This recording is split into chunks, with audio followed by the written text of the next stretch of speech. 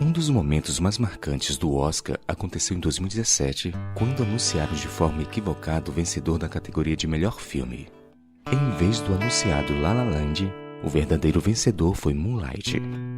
A explicação sobre o erro se deu por conta da empresa que organizava a distribuição de envelopes, PwC, a qual acabou entregando o anúncio da categoria de melhor atriz em vez do de melhor filme.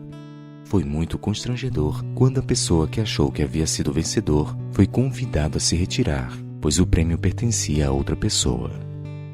Embora neste caso que mencionei os participantes não tivessem culpa, em outras ocasiões nós podemos ser rebaixados por nos colocarmos em um lugar elevado que não nos pertence.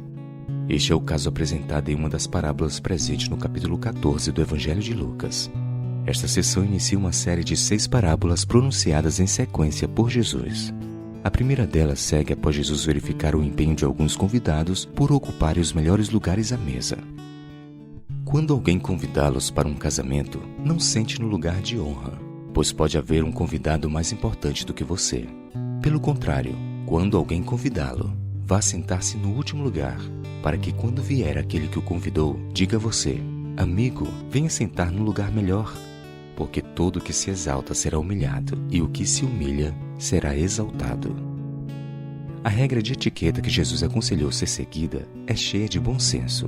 Não se precipite em disputar os lugares preferenciais. Eles podem estar destinados a convidados mais ilustres e você corre o risco de passar pela humilhação de ser solicitado a desocupá-lo. Melhor é ocupar um lugar modesto, e poderá ocorrer que o dono da festa lhe chame para um lugar de honra e todos, neste caso, testemunharão da sua importância.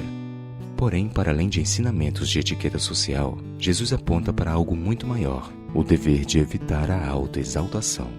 De acordo com Jesus, é muito melhor buscar a humildade para então estar preparado para a exaltação do que procurar ser exaltado, mas no fim receber a humilhação.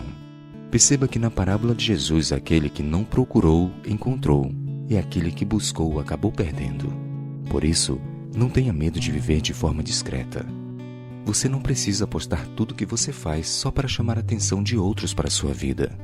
Entregue seu futuro nas mãos de Deus, e Ele te exaltará na hora certa e da forma certa.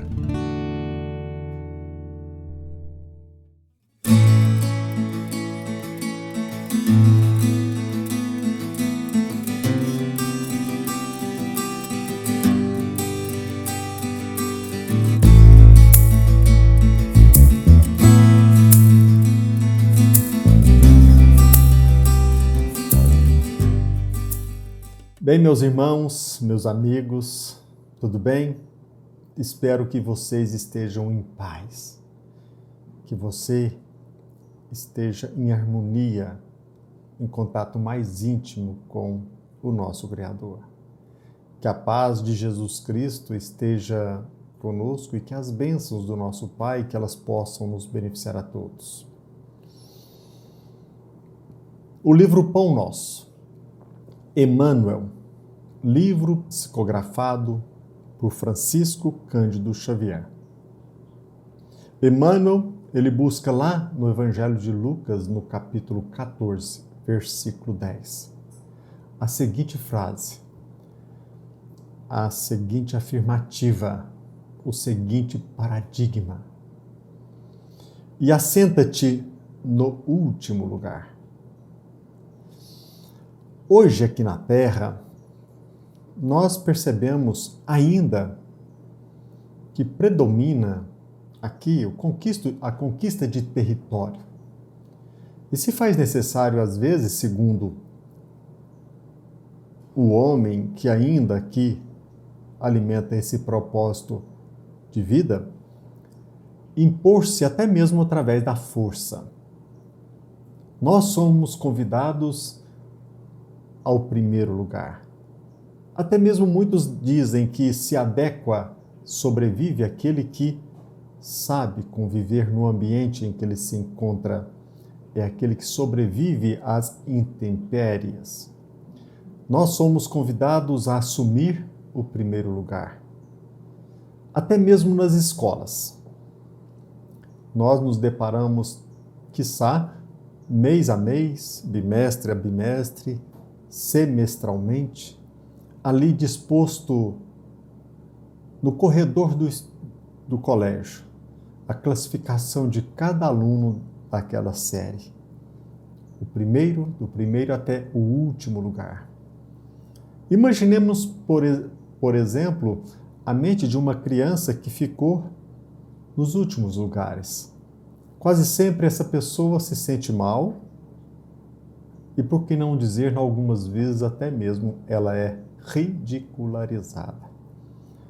O homem se deixa guiar pelos seus impulsos animalescos, estimulando-nos a ocupar espaço, o domínio sobre o ambiente e sobre os outros, e Jesus Cristo veio ao nosso encontro e nos aconselhou: assenta-te no último lugar.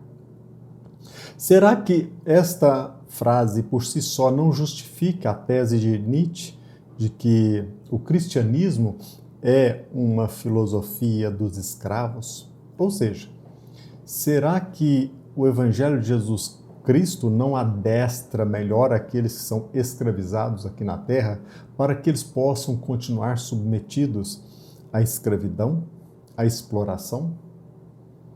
Assenta-te no último lugar. Será também que esta frase não nos convida à ociosidade, ao despreparo, a não usarmos as nossas capacidades, os nossos recursos? É claro que não. Nós somos convidados por Jesus Cristo a usarmos os nossos recursos não segundo os métodos que predominam aqui na Terra, mas segundo a ótica cristã. Nós não somos convidados a impor, a conquistar territórios, mas sim em ocupar corações. O Evangelho de Jesus Cristo não nos convida à violência. Jesus Cristo nos apresenta um método de defesa totalmente aquele empregado aqui no planeta Terra. Até mesmo nas reuniões que talvez não guardam qualquer vínculo com o bem comum, nós precisamos abraçar uma postura em que nós não nos tornemos insuportáveis. Emmanuel começa este comentário da seguinte forma: o mestre, nesta passagem, proporciona inovidável, inesquecível ensinamento de boas maneiras. Tanto é verdade que o título desta lição é Boas Maneiras. Certo, a sentença revela conteúdo altamente simbólico relativamente ao banquete paternal da bondade divina. Todavia, convém deslocarmos o conceito a fim de aplicá-lo igualmente ao mecanismo da vida comum. Ou seja, este ensinamento ele é também e deve ser usado no dia a dia, como uma forma de nos movimentarmos aqui na Terra. A recomendação do Salvador se presta a todas as situações. A todas as situações em que nos vejamos convocados a examinar algo de novo, junto aos semelhantes. E ele vem aqui e nos apresenta um exemplo que nós precisamos meditar. Alguém que penetre uma casa ou participe de uma reunião pela primeira vez, timbrando demonstrar que tudo sabe ou que é superior ao ambiente em que se encontra, torna-se intolerável aos circunstantes. Não raras vezes nós nos deparamos com certas pessoas que nós apontamos o dedo como orgulhosas, prepotentes, arrogantes, porque elas chegam no ambiente e querem demonstrar o seu conhecimento, a se destacar em relação aos outros. E nós sabemos que isso não é sábio. Nós sabemos que aqui na Terra, as pessoas, ainda nelas, em nós, predomina o ego. E toda vez que alguém se apresente à nossa presença, tentando nos mostrar que ele tudo sabe, de certa forma nós criamos uma repugnância em relação àquelas pessoas e nós a rotulamos de intolerável. Ainda que se trate de agrupamento enganado em suas finalidades ou intenções, não é razoável ao homem esclarecido, aí, ingressando pela primeira vez, se faça doutrinador austero e exigente, porquanto, para a tarefa de retificar ou reconduzir almas, é indispensável que o trabalhador fiel ao bem inicie o esforço indo ao encontro dos corações pelos laços da fraternidade legítima. Ou seja, até mesmo naquelas reuniões em que predomina o ego, ou talvez nós não alimentamos o propósito de uma finalidade transcendental, se nós chegarmos ali apresentando-nos como austero doutrinador, exigindo isto ou aquilo, é claro que nós não teremos êxito. Até mesmo, por exemplo, os políticos. Quando, na maioria das vezes, eles procuram exercer o seu mandato em confronto com o interesse do cidadão, ele procura conquistar o coração através dessa conquista, iludindo-o para que ele possa atuar de forma mais desenvolta, atendendo, quiçá, os seus próprios interesses, indiferente aos interesses do outro. Em toda e qualquer movimentação, se nós nos mostrarmos aqui na Terra exigentes e arrogantes, nós não teremos êxitos. É claro que nós aqui, como cristãos, nós não somos convidados a enganar, a iludir, a seduzir de forma equivocada, não. Nós somos convidados a fazer o bem e irmos ao encontro do coração, conquistá-lo sinceramente, por enxergarmos em nosso irmão a divindade que todos nós temos. Somente assim conseguirá alijar a imperfeição eficazmente, eliminando uma parcela de sombra cada dia através do serviço constante. Somente assim o trabalhador fiel ao bem conseguirá alijar a imperfeição eficazmente, eliminando uma parcela de sombra cada dia através do serviço constante.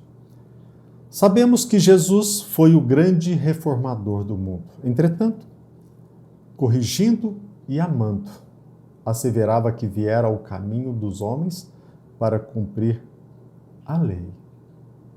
Toda e qualquer movimentação nossa precisa estar adequada à vontade de Deus, às leis naturais, às leis universais. E um dos princípios que devem guiar os nossos passos não é impor, não é exigir, não é destacar a nossa personalidade, não é destacar o nosso conhecimento, mas cumprir, materializar a vontade de Deus. Por isso que Emmanuel diz, não assaltes os lugares de evidência por onde passares. E, quando te detiveres com os nossos irmãos em alguma parte, não os ofusques com a exposição do quanto já tenhas conquistado nos domínios do amor e da sabedoria. O verdadeiro sábio, ele procura destacar aquilo que é nobre no outro também. O verdadeiro sábio é aquele que não se mostra, não se coloca em evidência. Isso de forma sutil, elegante, ele sugere, ele expõe, ele conquista e assim ele é muito bem-vindo. Para que nós possamos, por exemplo, estarmos em frente a um grupo de pessoas, a autoridade maior é aquela que advém da liderança. O líder é aquele que sabe conquistar corações, é aquele que tem a habilidade de convencer o outro de que aquele é o melhor caminho, não através da força, da exigência e da arrogância. Se te encontras decidido a cooperar pelo bem dos outros, apaga-te. Olha que lindo. Se te encontras decidido a cooperar pelo bem dos outros, apaga-te de algum modo, a fim de que o próximo te possa compreender. Ou seja, vamos nos aproximar do outro, respeitando a sua maturidade, tentando entendê-lo em sua forma de expressar e de sentir. E assim, próximo a próximo, no mesmo nível, nós vamos conquistar aquilo que nós queremos, porque nós levamos o semelhante à compreensão.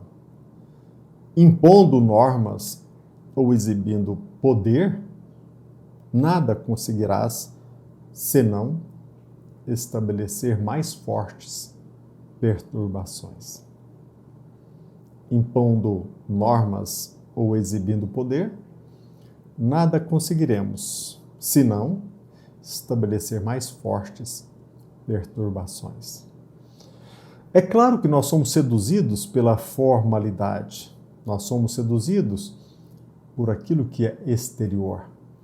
Óbvio que a maioria dos cidadãos, dos indivíduos no planeta Terra, não desfrutam de condições de entender, de compreender o semelhante, mas jamais conseguiremos a compreensão e o entendimento tentando nos mostrar melhor do que os outros. A empatia, o olhar, olho no olho, entendendo que o nosso irmão é filho de Deus como nós, procurando conquistar através da nossa abnegação, da nossa resignação, de forma empática, nós conseguiremos êxito em todo e qualquer empreendimento. Ninguém gosta de ser violentado. Ninguém gosta de que alguém se aproxime dele e exija algo. Repito, aqui na Terra, quase sempre ainda predomina o convite ao primeiro lugar, a conquista de um território, a demonstrarmos o nosso poder e a nossa segurança, mas com Cristo, o compromisso não é somente com o nosso ego, o compromisso é materializar, através dos nossos passos, a vontade de Deus. E se Deus, como Ele existe, Ele ama todos, indistintamente, nós devemos honrar nosso Pai, Criador, através do respeito à sua criação. Sem exigência, sem violência, entendendo cada um na sua maturidade. Porque isso representa não apenas um código de etiqueta, onde a nossa personalidade é destacada, mas uma elegância espiritual, boas maneiras de forma transcendente. E nós devemos aqui demonstrar o melhor caminho. E o melhor caminho único é Jesus Cristo, que nos aponta a maneira pela qual nós devemos aqui na Terra fazer o melhor. Que a paz de Jesus Cristo, que Deus nosso Pai nos abençoe sempre. Até breve. Fiquem com Deus. A humildade é a base de todas as virtudes. Sêneca. Com essa citação inspiradora de Sêneca, somos imediatamente transportados para o profundo mundo da filosofia estoica.